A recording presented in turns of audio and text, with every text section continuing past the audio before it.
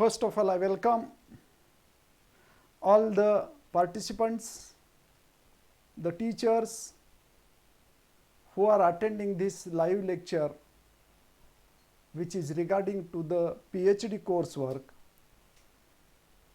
Myself, Dr. S.S. Vellade from Dayanand Science College, Latur.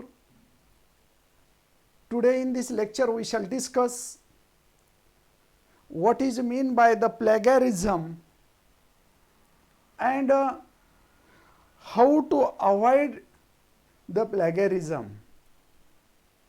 यहाँ पे हमें plagiarism के बारे में डिस्कस करना है और how to avoid plagiarism. Okay. Actually, this plagiarism is a very important concept related to the research. Research करत असताना आपल्याला या plagiarism बद्दलची खूप माहिती असणं, व्यवस्थित असणं गरजेचं आहे. तुम्ही अत्यंत त्या बाबतीमध्ये सेन्सिटिव्ह असणं गरजेचं आहे.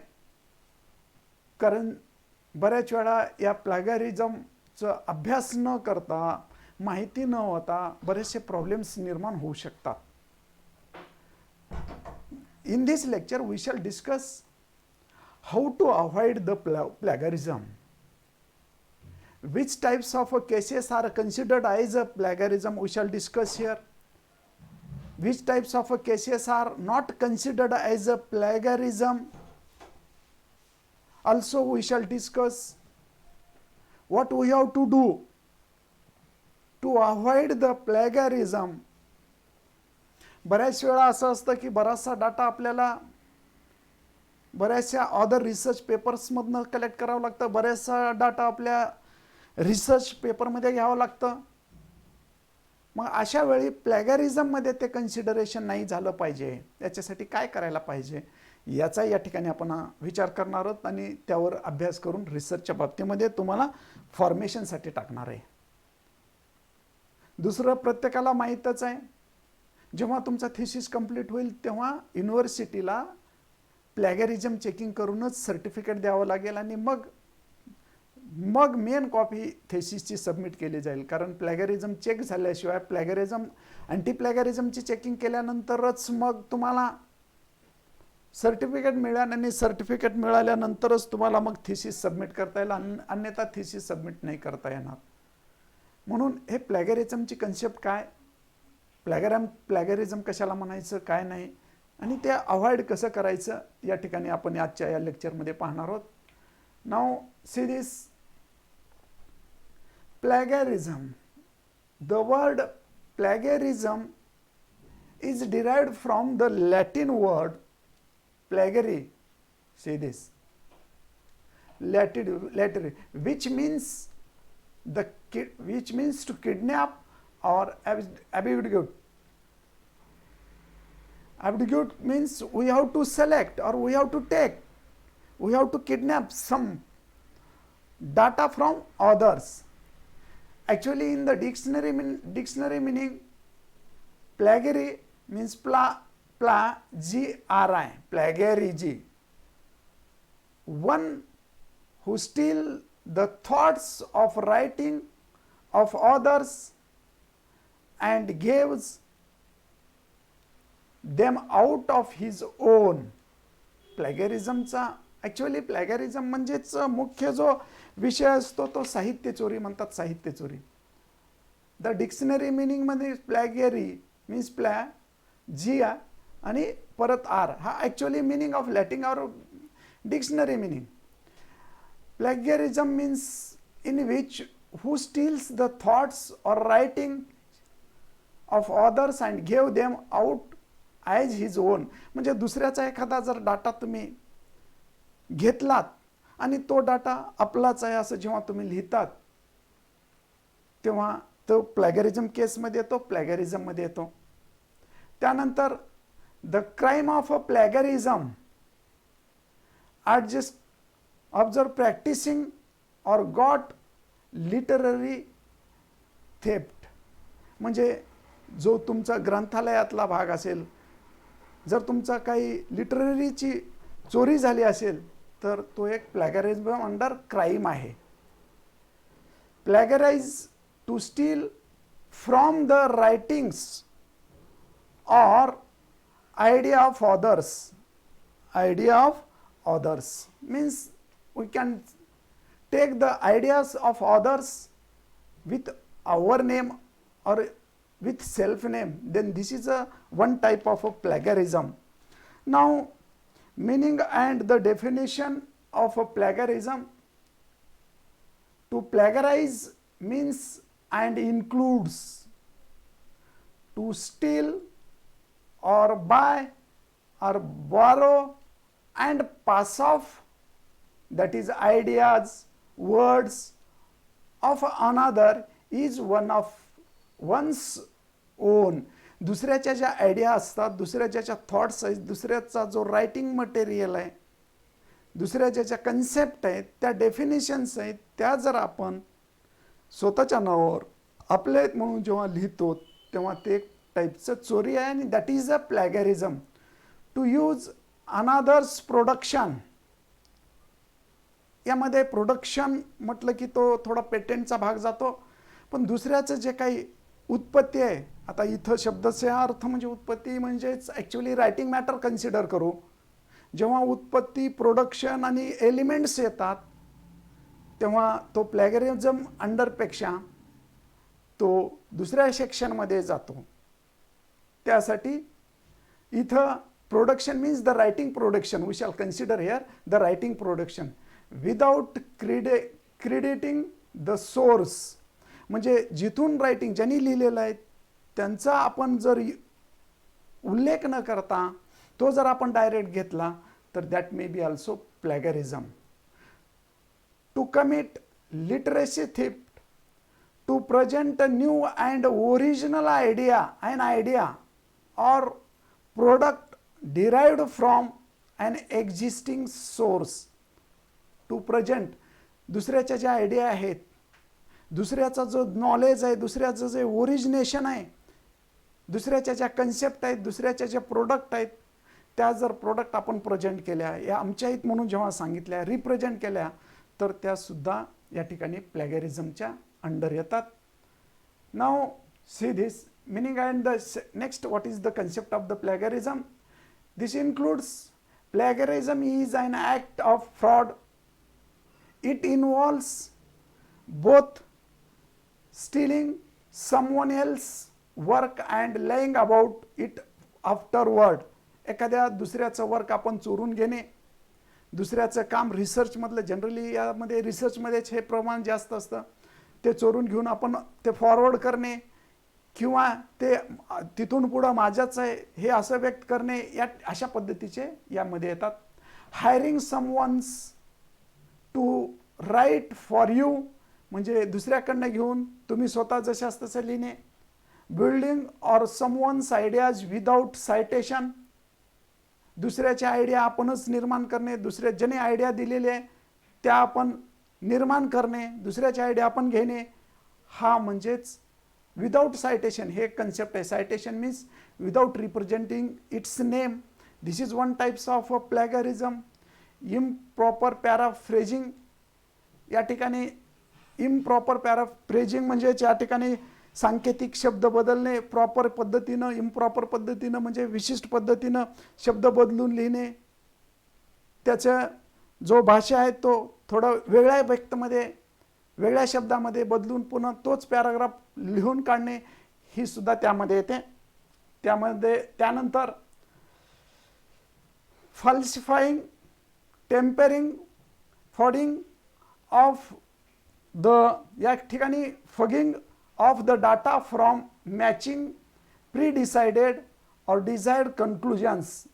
या ठिकाणी एखादा डाटामध्ये दिलेल्या रायटिंगमध्ये हेराफेरी करणे किंवा तो डाटा कमी जास्त करून लिहिणे किंवा त्यामध्ये काहीतरी बदल करून तो रिप्रेझेंट करणे, आणि हे सुद्धा, आणि सर्वात महत्त्वाचं डिझायर्ड कन्क्लुजन. जर तो कन्क्लुजनमधला असेल, एखाद्या रिसर्च पेपरमधला, एखाद्या रिसर्चचा आउटकममधला जर असेल, तर तो बदलून जर आपण लिहिला, त्यामध्ये हेराफेरी जर करून लिहिली, तर ती सुद्धा फार मोठ्या प्रमाणावर काय असते, प्लॅगरिझम असते.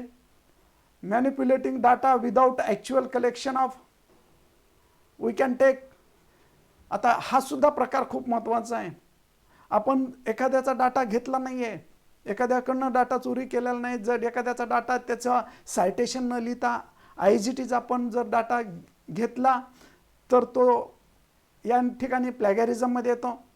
परंतु हा सुद्धा प्लॅगॅरिझम आहे, लक्षात ठेवा. This is also one type of plagiarism. Data आपण मॅनिप्युलेट करणे, अदलाबदल करणे, फेरबदल करणे किंवा ॲक्च्युअल तिथं सर्वे न घेता काहीतरी डाटा आपण स्वतः तयार करून लिहिणे, हे सुद्धा प्लॅगॅरिझममध्ये येतं. आता प्लॅगॅरिझम म्हणजे याचा अर्थ चोरीच नाही, तर चुकीच्या पद्धतीनं सुद्धा आपण जर एखादा डाटा जर प्रेझेंट केला असेल, ॲक्च्युअल डाटापेक्षा चुकीचा डाटा जर आपण हेराफेरी करून बदल करून जर प्रेझेंट केला असेल तर तो सुद्धा प्लॅगॅरिझम होतो. Suppose if you are taking the survey of COVID-19 in the Latur city. Latur सिटीमध्ये COVID-19च्या पेशंटचा तुम्ही सर्वे करत असाल तर ॲक्च्युअली तुम्ही स्पॉटवर जाऊन सर्वे न करता, तुम्ही जर फक्त कागदावरच तुम्ही सर्वे घेऊन अंदाजेच काहीतरी तुमचे मोजमाप करून संख्या जर रिप्रेझेंट केली, ते कुणाची तुम्ही चोरलेली नाही पण अशी सुद्धा मॅनिप्युलेट केली तरी सुद्धा तो प्लॅगॅरिझमचा भाग असतो, तो प्लॅगॅरिझम कन्सिडर केला जातो.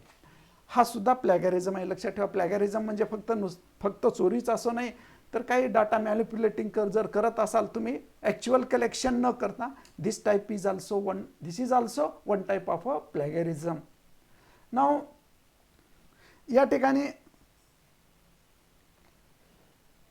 definition of the next plagiarism: using deliberately another person's work including words, language, idea, expansion, arguments, suggestion, conclusion, data or other original common knowledge material without acknowledging its source. आपण जर जाणून बुजून जर एखाद्या डिलिबरेटिंग means जाणून बुजून जर एखाद्या पर्सनचा वर्क, त्यामध्ये भाषा असेल, आयडियाज असतील, एक्सपान्शन्स असतील, आर्ग्युमेंट्स असतील, सजेशन्स असतील, कन्क्लुजन असतील, डेटा असेल, त्या सोर्स सायटेशन न लिहिता, त्या सोर्स रिप्रेझेंटेशन न करता तो जर तुम्ही डेटा आपण कलेक्ट केला, घेतला, that is also a plagiarism. Submitting someone else's text or one's own or attempting to blur with line between one's own idea or words and those borrowed from another, and carelessly or inadequately citing ideas and words borrowed from the another. This is also one type of plagiarism. Carelessly or inadequately तुम्ही एखाद्याचा data, एखाद्याचा जर तुम्ही data तुम्ही केअरलेसली असेल, निष्काळजीपणा किंवा नजर चुकीने म्हटलं तरी चालेल, किंवा तुम्हाला माहीत असून पर्याय नसताना सुद्धा पर्याय नाही म्हणून तुम्ही जर एखाद्याचा डेटा वापरला असेल, तो जर कॉपीराईट ॲक्टमधला असेल, कॉपीराईटची कन्सेप्ट वेगळी आहे, त्याच्यावर आपण नंतर विचार करू, तो जर डेटा त्या कॉपीराईट ॲक्टमधला असेल आणि तो जर तुम्ही डेटा वापरलात, तो मग निष्काळजीपणाने असो किंवा पर्याय नाही, तुमच्याकडे दुसरा पर्याय नव्हता म्हणून वापरला असाल, परंतु त्याचं जर सायटेशन नाही लिहिलं असेल, this is also one type of a plagiarism. What is a plagiarism? Claiming another's work as your on, म्हणजे दुसऱ्याचं जे वर्क आहे ते तुम्ही माझं वर्क म्हणून दाखवत असाल. Taking credit of someone else words or thoughts as your on, जर तुम्ही दुसऱ्याचे जे थॉट्स असतील, दुसऱ्याचे जर काय आयडियाचे असतील तर त्या आयडिया तुम्ही डायरेक्ट जर घेतले असतील आणि स्वतःचं म्हणून जर वापरत असाल तुमच्या रिसर्च पेपरमध्ये, that is also the plagiarism. It is an essentially and intellectual theft. या ठिकाणी इंटेलेक्च्युअल थेफ्ट हा प्रमाणात येतो, म्हणजेच तो प्लॅगॅरिझम होतो, एखाद्याची इंटेलिजन्सी चोरून घेतल्यासारखं होतं. It is an violation of academic integrity, तो एक उल्लंघन आहे, कायद्याचं उल्लंघन आहे. प्लॅगॅरिझम इज इथिकली व्हायलन्स, ते एक नैतिक दृष्ट्या, प्लॅगॅरिझम करणे म्हणजेच नैतिक दृष्ट्या कायद्याचं उल्लंघन आहे. Sometimes it does not require an intent to plagiarize or to use someone else's work as your own work. This is the plagiarism. Some myths about the plagiarism. या ठिकाणी प्लॅगॅरिझमच्या बाबतीमध्ये काही दंतकथा किंवा केअरलेसपणा कसा येतो या ठिकाणी पाहिलेलं आहे. पुरण जनरल आयडिया कन्सेप्ट कशा येतात प्लॅगरिझमच्या बाबतीमध्ये, कसे थिंकिंग लोक करतात. Some myths about the plagiarism. citation needed only when writing is vibrant. त्या ठिकाणी verbatim मीन्स या ठिकाणी काय पहा, citation needs only when writing is verbatim. मग जर तुमचं काय विचार करता citation नीड, आपण citation तेव्हाच लिहू शकतो जेव्हा आपण प्रतिशब्द वापरले किंवा त्याचा डाटा आला. प्रतिशब्द वापरल्यावरच सायटेशन लिहायचं, ही एक चुकीची कन्सेप्ट आहे. Rearranging the words or replacing them with synonyms is not a plagiarism. म्हणजे एखाद्याचा जर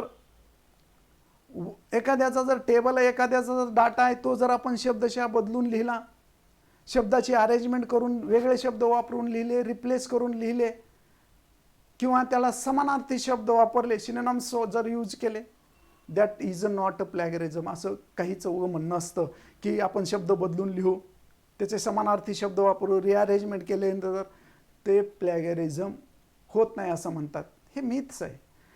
sighting of a secondary source is not needed. जर सेकंडरी सोर्स असेल, एखाद्या सोर्सने घेतलेला आहे, पुन्हा जर सेकंडरी सोर्स असेल, एखाद्या रिसर्च पेपरमध्ये एखादी डेफिनेशन वापरली असेल,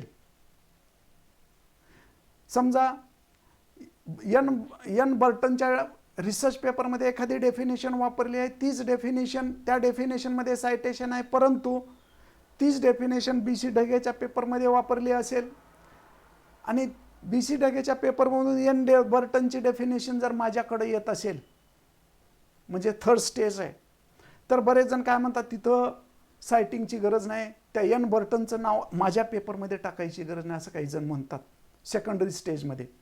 तर सेकंडरी सोर्स असो, थर्ड कितीही सोर्सेस असू द्या, जेव्हा एखाद्याची ओरिजिनल डेफिनेशन, ओरिजिनल कन्सेप्ट असेल, सेकंडरी सोर्स, थर्ड सोर्स काही असो, त्या ठिकाणी मात्र तुम्हाला तिथं सायटेशन लिहिणं गरजेचं आहे. Citation is needed only when we are copying conclusion of others. काही जणांचं म्हणणं आहे फक्त कन्क्लुजनच असेल, हे मीच आहे.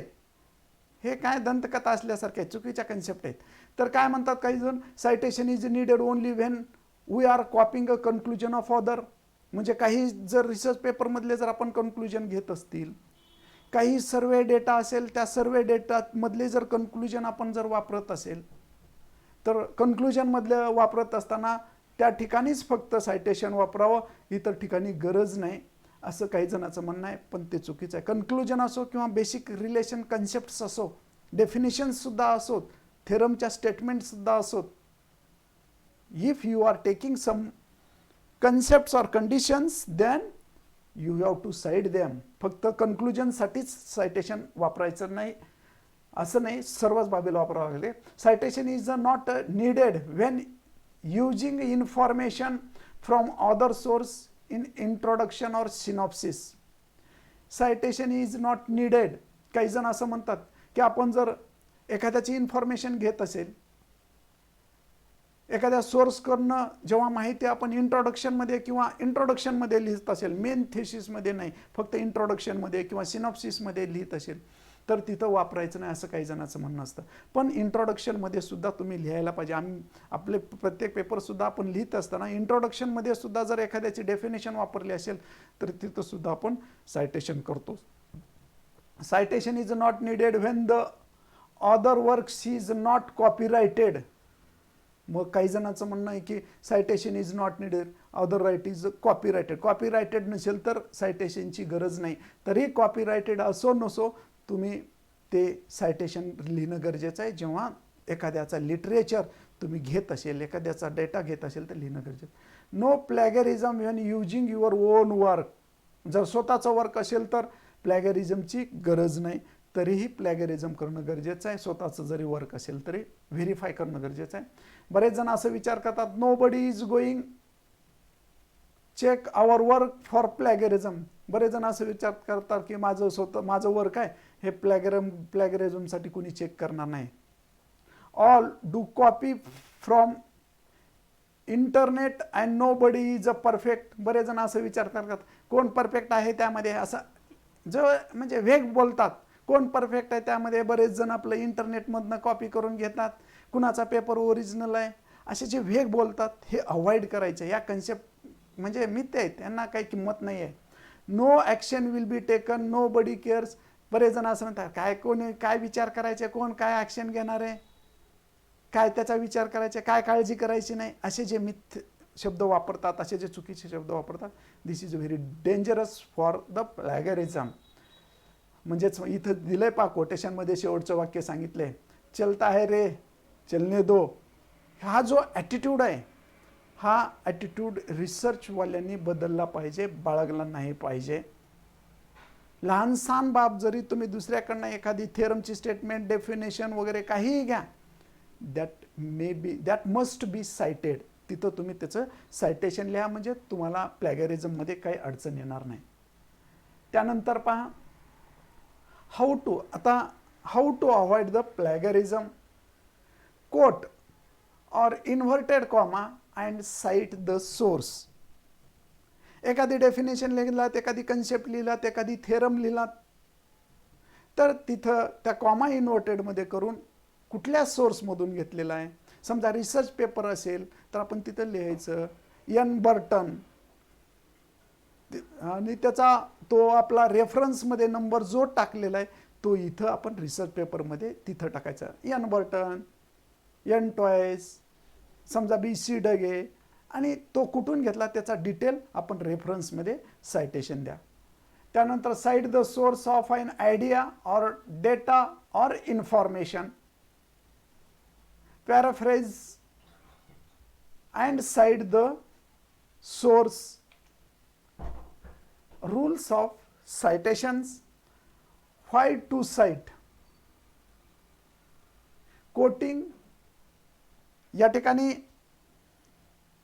व्हाय टू साईट, साईट का करायचं हे सर्वात महत्त्वाचं आहे. रूल्समध्ये आपण साईट का करण्यासाठी, आपण एखाद्याचा डाटा घेत असतो तर त्याचं साईट का करायचं इथं मी कन्सेप्ट करतो.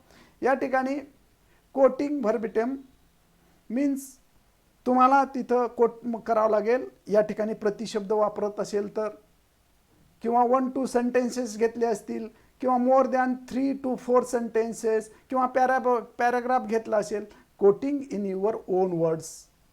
पॅराफ्रेजिंग, quoting only data, information, fact etc. Limits of quoting author, extent and needs. हे कोटेशन करणं या ठिकाणी गरजेचं आहे. तर हे सायटेशनसाठीचे रूल्स आहेत, तुम्ही जे जे काही घाल ते. आता पॅराफ्रेजिंग मीन्स प्रतिशब्द बदलून लिहिणे, एखादा पॅराग्राफ बदलून लिहिणे, त्याचे शब्द लिहिणे, पॅराग्राफ चेंज करून लिहिणे, वर्ड शब्द बदलून लिहिणे, किंवा समानार्थी शब्द वापरणे, या पद्धतीचे कन्सेप्ट तुम्ही करत असेल तर कुठल्या पद्धतीची पॅराफ्रेजिंग होते आणि कुठल्या पद्धतीची पॅराफ्रेजिंग होत नाही. अनॲक्सेप्टेबल पॅराफ्रेजिंग आणि ॲक्सेप्टेबल पॅराफ्रेजिंग कशाला म्हणतात या ठिकाणी आपण पाहू थोडं. या ठिकाणी rearrange the words or replace them with synonyms. वर्ड्सची रिप्लेस, एखाद्या पॅराग्राफमध्ये वर्ड्सची रिप्लेसमेंट करत असाल, एखाद्या पॅराग्राफमध्ये समानार्थी शब्द वापरत असाल तर ते मात्र तुम्हाला या ठिकाणी अनॲक्सेप्टेबल आहे. पॅराफ्रेजिंग ती अनॲक्सेप्टेबल आहे, म्हणजे तुम्हाला ते वापरता येणार नाही. सी दिस इज इम्पॉर्टंट, हे महत्त्वाचं आहे. सेकंड म्हणजे एखाद्याच्या पॅराग्राफमध्ये, त्याचं उदाहरण दिलेलं आहे, एखाद्याच्या पॅराग्राफमध्ये जर रिप्लेसमेंट केला असेल, शब्द जर वापरून घेतला असेल तर ते तुम्हाला वापरता येणार नाही. उदाहरणार्थ पहा सी दिस. आता मॅथमॅटिक्सच्या बाबतीमध्ये लिहितो, suppose dp/dμ is equals to f of x, p of sx bar. p of sx समजा हे आहे, this is a differential equation, abstract major differential equation. If someone proved the existence of a solution of this abstract major differential equation, dp by d mu is equals to f of x comma p of sx. This is an equation. Someone proved this equation, existence of a solution of a differential equation. If we take this problem as like, suppose dp by d mu which is equals to g of x comma p of sx, and you have proved the existence of a solution of a differential equation, then this is unacceptable. This is a one type of a plagiarism. हे फक्त मी मॅथच्या बाबतीमध्ये सांगितलं. तुम्ही पॅरेग्राफच्या बाबतीमध्ये, writing कन्सेप्टच्या बाबतीमध्ये सुद्धा हीच होते. समानार्थी शब्द वापरलात किंवा वर्ड बदलून लिहिलात, काय केलं इथं फक्त फंक्शन बदलून लिहिलं एफच्या जागी जी, this is one type of a plagiarism. हां, हे प्लॅगॅरिझम कधी होऊ शकत नाही. समजा dp by d mu which is equals to f of x comma p of sx plus g of x comma p of sx. हा plagiarism नाही आहे. This is the new type of a problem which is added another function in the initial function. In the initial function म्हणजे हा problem change झाला, दोन फंक्शनचे addition आहे. This is not a plagiarism. हा जर ओरिजिनल वर्क असेल आणि त्यामध्ये तुम्ही जर हा वर्क केला असेल, that is not a plagiarism. Plagiarism means replace the words किंवा सिनोनिम्स, समानार्थी शब्द वापरणे, रिअरेंज करणे वर्डशी, दॅट इज द प्लॅगॅरिझम. ते तुम्हाला वापरता नाही येणार. Acceptable paraphrasing, summarising in your own words and also citing the source. तुम्ही तुमच्या शब्दामध्ये एखाद्याचं जर कन्सेप्ट लिहिलात, तुम्ही तुमच्या शब्दामध्ये लिहिलात आणि त्याचं सायटेशन जरी केलं असेल, तर ते ॲक्सेप्टेबल होतो. It needs some skill and expertise. परंतु असे वर्क करत असताना त्याला एक चांगल्या पद्धतीचं स्किल लागतं, एक्सपर्ट लागतात. तर हे ॲक्सेप्टेबल पॅराफ्रेजिंग आहेत. These are the unacceptable paraphrasing. आता एक उदाहरण दिलेलं आहे, कन्सेप्ट दिलेला आहे. पहा, एक्झाम्पल 1 देऊन तुम्हाला इथं सांगितलंय की कशा पद्धतीचे पॅराफ्रेजिंग हे अनएक्सेप्टेबल आहे, कशा पद्धतीची पॅराफ्रेजिंग हे ॲक्सेप्टेबल आहे. We shall discuss here. एक पॅराग्राफ मी इथं लिहिलेला आहे, वाचवा पहा. The original text from page 1, Borden, a case book of a family and a crime by Joshi Williams and all. The rise of industry, the growth of cities and the expansion of the population were the three great developments of late 19th century America history. As new large steam powered factories become a feature of the American landscapes in the East, they transferred from hands into the industrial labors and provided jobs for rising tides of immigrants. With industry came urbanization, the growth of large cities like Fall Rivers, Massachusetts, where the Bordens lived, which became the center of the production as well as of the commerce and trades. आता हा जो paragraph या लिटरेचरमधनं copy करण्यात आलेला आहे आणि तो कसा लिहिला पहा. हे जे रेड शब्द दाखवलेले आहेत, ते रेड शब्द येल्लोने दाखवून चेंज करून लिहिलेले आहेत. This rise means this is increased, expansion this is explosion, this is a new large, तो शब्द बदलला आहे. फॅक्टरीजला कंपनीज वापरलेला आहे. ट्रान्सफॉर्मला चेंज वापरलेला आहे. लेबर्सला वर्कर्स वापरलेला आहे, बिकमला टर्न वापरलेला आहे, आणि हा जो ब्रॅकेट मधला डाटा जो आहे तो रिमूव्ह करून टाकलेला आहे. This is the paragraph which is converted into the another paragraph by taking a similar words, and this goes under the plagiarism.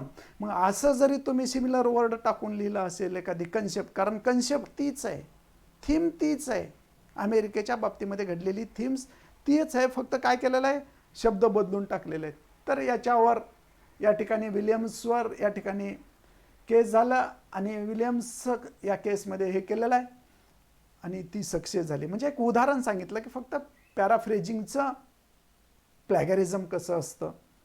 तर ॲक्च्युअली फक्त वर्ड जर तुम्ही बदललात आणि पॅरेग्राफची जर थीम सेम असेल तर याला आपल्याला वेगळं टाईपचं वर्क म्हणता येत नाही, वेगळा वर्क म्हणता येत नाही. दिस इज अंडर अ प्लॅगरिझम, लक्षात ठेवा. Example on the writer has only changed around a few words and phrase, or changed the order of original sentences, or dropped a few words. If someone make these mistakes, then it is also under the plagiarism. The writer has failed to cite a source for any of the ideas or facts taken from the original text. जर मग त्याने या ठिकाणी citation केलं असतं, इथं जर ब्रॅकेटमध्ये लिहिलं असतं this is the work of Burden, तरी त्याला प्लॅगरिझम म्हणता आलं नसतं, परंतु ते नाही केला. त्यानंतर पहा हाऊ टू राईट सेम, आणि मग तेच सेम जो डाटा आहे तो इथं या ठिकाणी लिहिलेला आहे.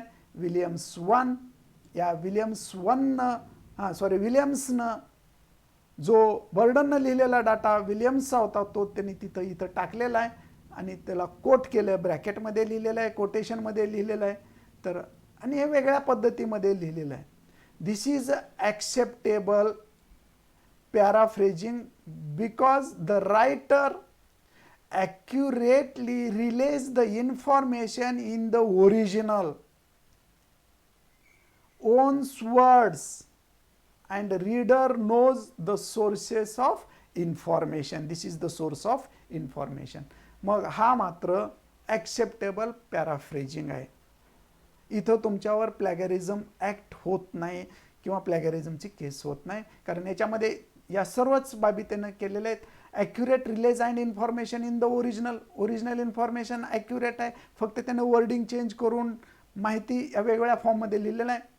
फक्त त्यांनी दिलेली माहिती सेम आहे, फक्त वेगळ्या फॉर्ममध्ये लिहिलेलं आहे. त्यानंतर तिथं कोट केलेला आहे, साईट केलेला आहे रायटरचा, use own words, and reader knows the source of information. वाचणाऱ्याला, आता मी जर हा पॅरेग्राफ रीड करायला लागलो तर सोर्स ऑफ इन्फॉर्मेशन हा कुठून घेतलेला आहे इथं हायलाईट होतं. त्यामुळं source of information is kept as it is, therefore this is a acceptable paraphrasing. हा एक एक्झाम्पल मी सांगितलेला आहे, ते सुद्धा इथंच आहे, तेच आहे, याच पद्धतीत सांगितलेलं आहे. त्यानंतर एक एक्झाम्पल बाकीचं अशाच पद्धतीच्या वेगळ्या कादरीची केस आहे, अशा वेगवेगळ्या केसेस आहेत, त्याचे पण एक्झाम्पल हेच आहेत. इथं काही जास्त डीपमध्ये सांगायची गरज नाही आहे. दुसरं एक्झाम्पल तेच आहे. तर वेगवेगळे एक्झाम्पल्स आहेत ते. मग आता acceptable paraphrasing means what? If we cite, महत्त्वाचं म्हणजे cite in Camilla Hardy state किंवा state patent as a solution of underinvestment in the innovation, Kansas laws review. This is the method of writing the citations. कुठून घेतलेला आहे, कसा घेतलेला आहे, आणि हा जो आहे असा जर सायटेशन व्यक्त करून तुम्ही जर कुठलाही पॅराग्राफ लिहिलात, that is the acceptable method, that is the acceptable, which is not comes under the, that is a plagiarism. Okay, हा पण एक एक्झाम्पल आहे acceptable पॅराफ्रेजचा. although the modern readers would like to know more about the people accused of the witchcraft, unfortunately, often all that survives is their appearance in the trial transcripts. Their life before and after is lost to us. This might even include whether the condemned was actually killed, unless she was her accused again the retire. या ठिकाणी ही concept दिलेलं आहे आणि या ठिकाणी एखादा पॅरेग्राफचं एक example दिलेलं आहे आणि पुढं इथं लिहिलेलं आहे. हा पॅरेग्राफ गोडबीरमधनं पेज नंबर 129 टू 130 इथनं घेतलेला आहे. एवढं जरी लिहिलात तरी this is the acceptable paragraph or paraphrase. पण जनरली आता मॅथच्या बाबतीमध्ये तुम्हाला सांगायचं झालं तर मॅथमॅटिक्समध्ये आपण कसं लिहितो, मॅथमॅटिक्समध्ये लिहिण्याची पद्धत काय, तर मॅथमॅटिक्समध्ये डेफिनेशन जरी लिहित असेल, एखादी डेफिनेशन लिहितात तर डेफिनेशन लिहितो, इथं लिहितो. समजा आपण कुठलं कुणापासून घेतो, S बेल्लाळे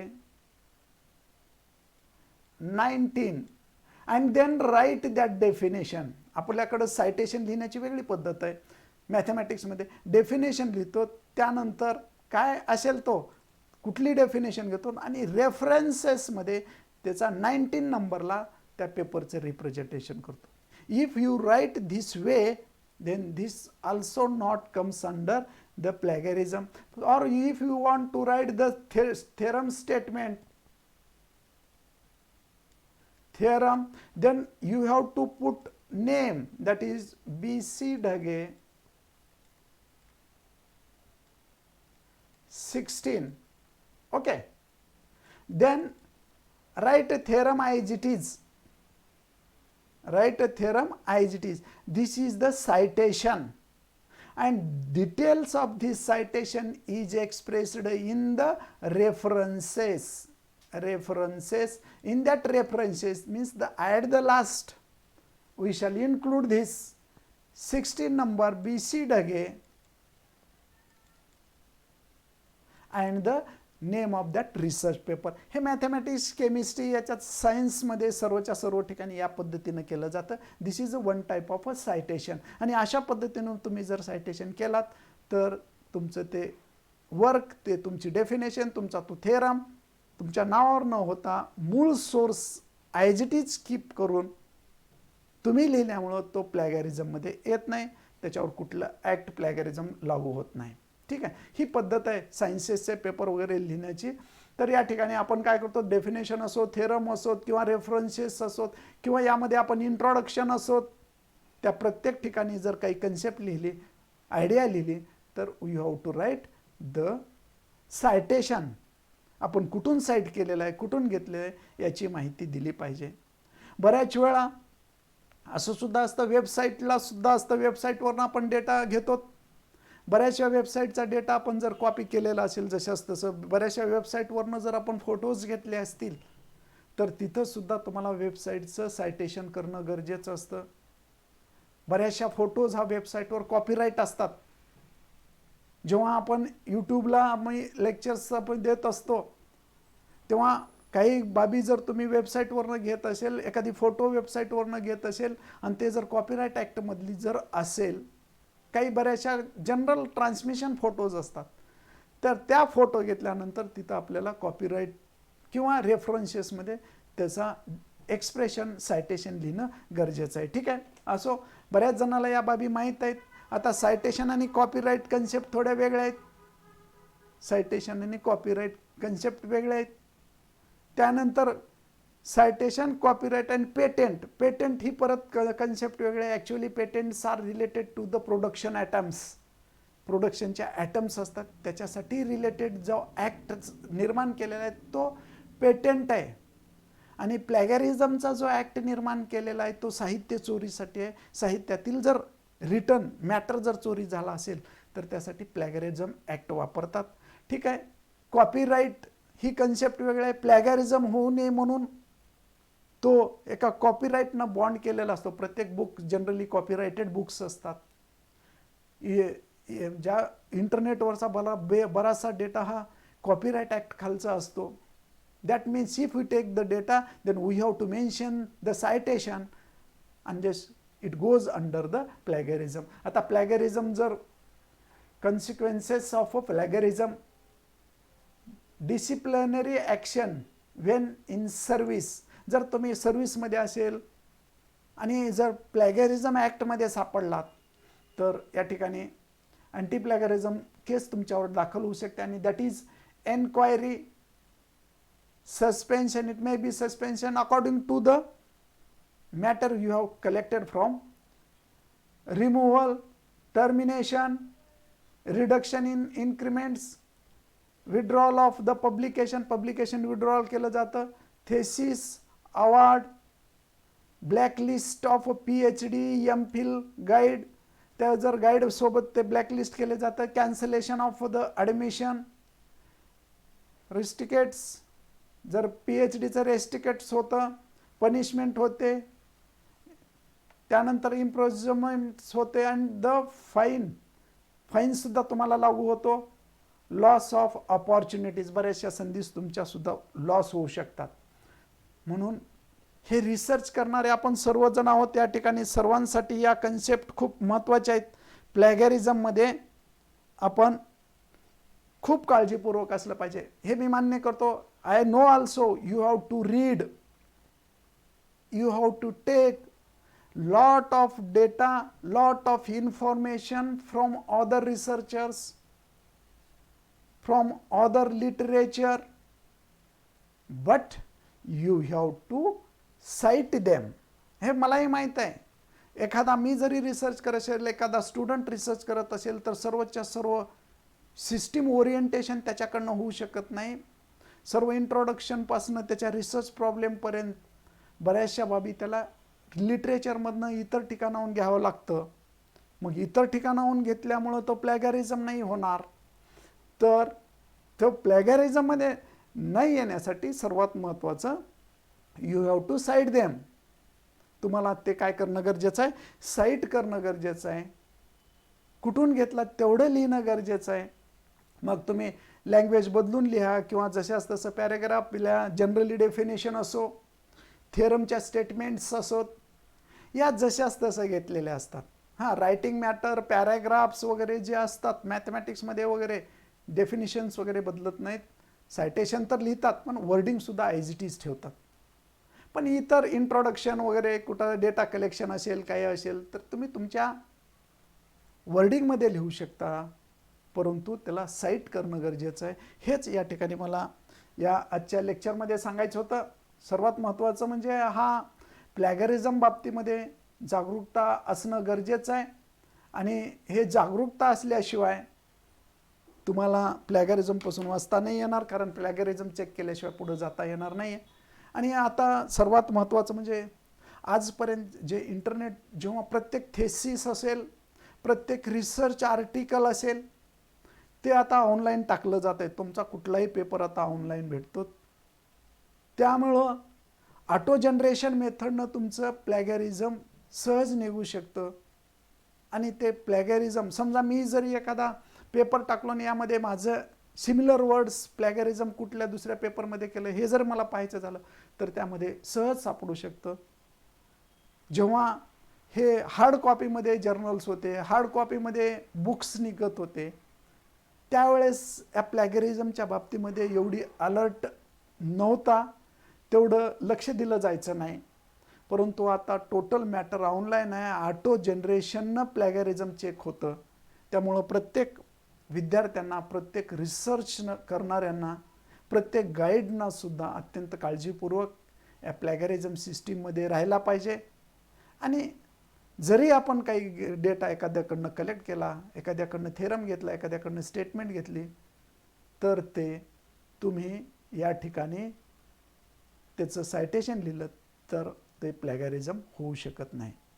तर या ठिकाणी मी काही क्वेश्चन्स असतील तो तुम्हाला सर्वांना विचारायला सांगतो. इथं परत आपल्याला बऱ्याचशा पुढच्या नेक्स्ट लेक्चरला आपण कॉपीराईट काय पाहणार आहोत किंवा रिलेशन बिटवीन प्लॅगरिझम अँड कॉपीराईट हे पाहणार आहोत.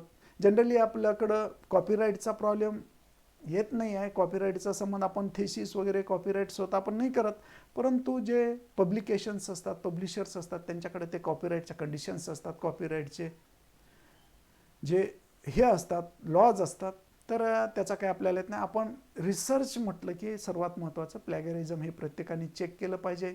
रिसर्च पेपर लिहित असताना कंप्लीट रिसर्च झाल्यानंतर सुद्धा आपण प्लॅगरिझम चेक केलं पाहिजे. एखादा पॅराग्राफ जशाच तसं दुसऱ्या रिसर्च पेपरमधला दाखवत असेल तर आवर्जून त्याचं सायटेशन तुम्ही लिहिणं गरजेचं आहे. बाकी जो मेन बॉडी असतो, मेन जो रिसर्च पेपरमध्ये पाहिलेला आहे आपण. रिसर्च पेपरबद्दल काल we have discussed in the last lecture how to write the research papers.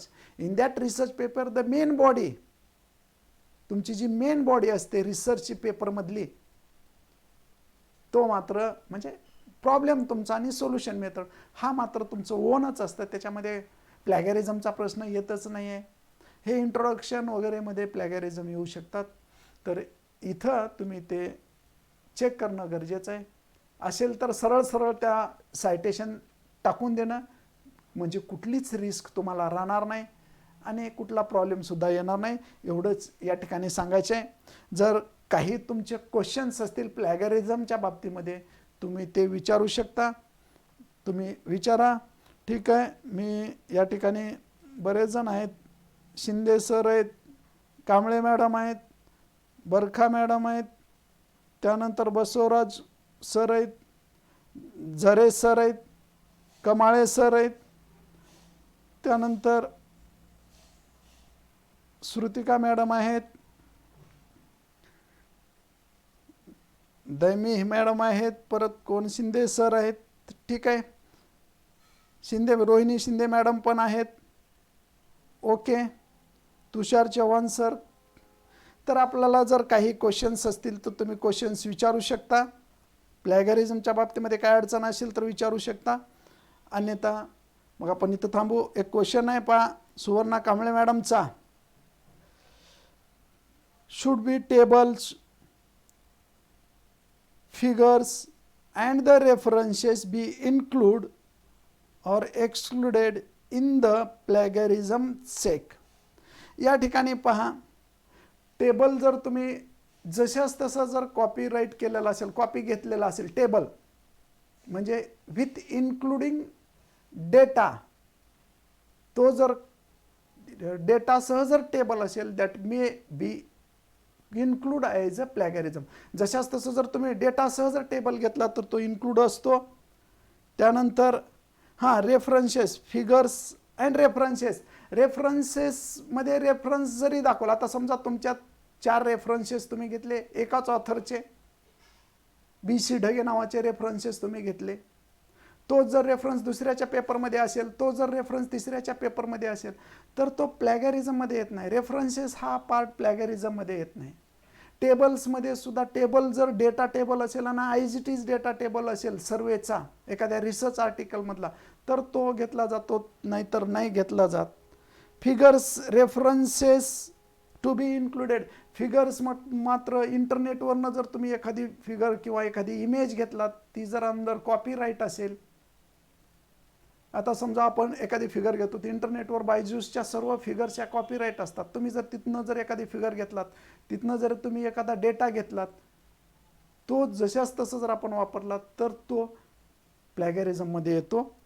बाकी ठीक आहे, यस, ओके. बाकी कुठला काही क्वेश्चन नाही आहे. सर्वजण आपण अलर्ट असतात प्लॅगरिझमच्या बाबतीमध्ये.